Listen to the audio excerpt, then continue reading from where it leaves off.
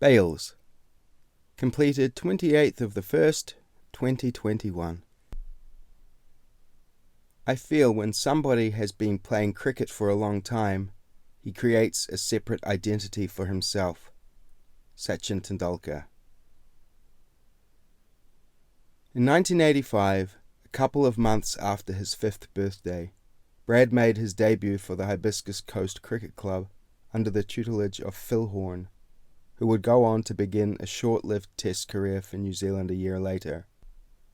New Zealand had very much been a minion on the world Test cricket scene up to this point. When Andrew Jones and Martin Crowe set a new world record batting partnership with 467 against Sri Lanka at Hamilton in 1991, I was attracted to playing cricket for the first time. Crowe was dismissed, caught behind for 299, failing to become the first New Zealander to make 300 after 61 years of Test cricket. When he returned to the changing sheds, he threw his bat against a locker. That same day, a camera crew recorded New Zealand seam bowler Chris Pringle slamming a cake into fellow player and prankster Danny Morrison's face on his 25th birthday. This jovial side of the cricketer was enough to encourage me to join Brad as a player in 1991, his 7th season. Our squad was coached by young lifeguard Dean Flyger, to this day a well-respected and admired cricket mentor, who volunteered his time during the week and weekend coaching many teams. One of my earliest memories of playing cricket with Brad was not what happened on the pitch, but an unfortunate incident regarding a spectating parent, Morley Faulkner. Piers Faulkner was batting as his father drank tea from a thermos, sitting in a fold-up chair next to his wife, who was keeping score. The following batsman in was practicing with throwdowns from a fellow player. As the ball was thrown to the batsman, he edged it. The 133-gram red cork ball flew through the air, hitting the right hinge of unsuspecting Morley's spectacles, crushing the lens and forcing the nose pad to engrave itself into his nasal bridge. Morley removed his smashed glasses from his face. The handkerchief he applied to his nose couldn't prevent blood from leaking onto his shoes and the scorebook next to him. As 11-year-olds, many of us, including myself, had never witnessed such a clamorous and torrid outburst as the one Morley's wife delivered to the two boys responsible. Whereas I was an uncoordinated batsman and an errant in-swing bowler with a Lance Kenseth wrong-footed action, Brad was a determined and patient all-rounder, as well as a determined student and patient friend. Up until 1998, we only played a couple of seasons together as I competed in a lower grade. That year, Brad was captain of our secondary school team. We took part in a semi-social morning grade, the games consisting of 30 overs per innings. As an opening bowler of brisk pace, he had a hyperbolic 20-step run-up, a distance matching that of international fast bowlers. As the leader, he never overbowled. He was astute and calculating and one of the quieter team members, if not the quietest. He batted at various positions in the order, reliable as a Mr. Fix-It when wickets in hand were an issue, but slow under pressure when chasing a large target, or when required to set one. Brad was understanding of the time given by each player, regardless of ability, to sacrifice their Saturday mornings to dress in white, pad up, and roll the arm over. So he ensured team members always had the opportunity to participate accordingly by rotating the batting order. As we dominated our grade, when in winning positions, he gave the less competent bowlers a chance to bowl an over or two and get involved, a rare gesture among the more competitive captains. At the end of the year, we played the senior morning grade final against Long Bay College. After setting a low but not undefendable target of 116, their first drop batsman with a South African accent blasted our bowlers, including Brad and me, for mammoth sixes over the wire fencing and into the forest beyond the boundary, finishing on 72 not out. Following high school, I played for a couple more seasons. Due to multiple shoulder dislocations and waning interest, I ended my cricket playing days in 2003. Not Brad, however. He played his last official match this past weekend, Saturday 23rd of January 2021, and will be donning the pads and shining the ball on the 30th. From age 5 to 12, Brad played for the Hibiscus Coast Cricket Club. He spent 5 seasons playing for Ottawa College before returning for 4 more at Hibiscus Coast. He then had 3 seasons for East Coast Bays Cricket Club, afterwards taking a 2-year hiatus to play tennis.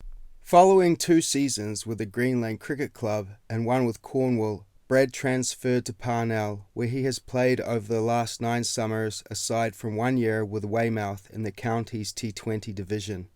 He has committed to 33 of a possible 35 seasons since he became eligible to play at 5 years old.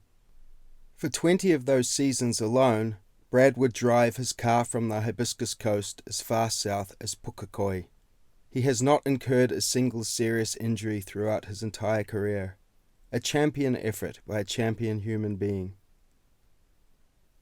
I asked Brad what inspired him to sustain this 33-year marathon endeavour and to share his most memorable performances.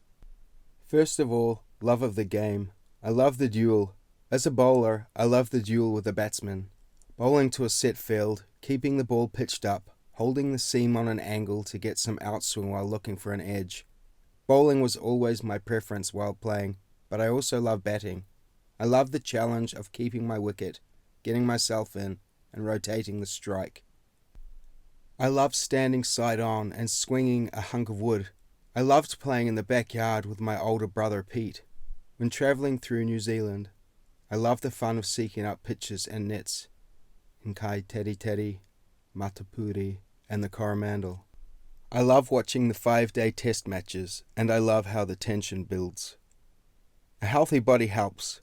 I always stretched and warmed up before and after every game. I play golf and tennis when I'm not on the cricket field. I have never smoked a cigarette. I've never tried drugs. I only drink alcohol on occasion and rarely overdo it, though I have been known to slip up. Hey, I'm only human. As for my personal career, I recall a couple of memorable games bowling-wise. One at Papatoetoe, where I got hit hard in my first spell and came back to take a fifer, including 2 caught behinds in a row to outswingers. On my hat-trick ball, I bowled an outswinger on a good length, and the batsman hit it hard to the point fielder, who dropped the catch. I was gutted, but it was a great day nonetheless.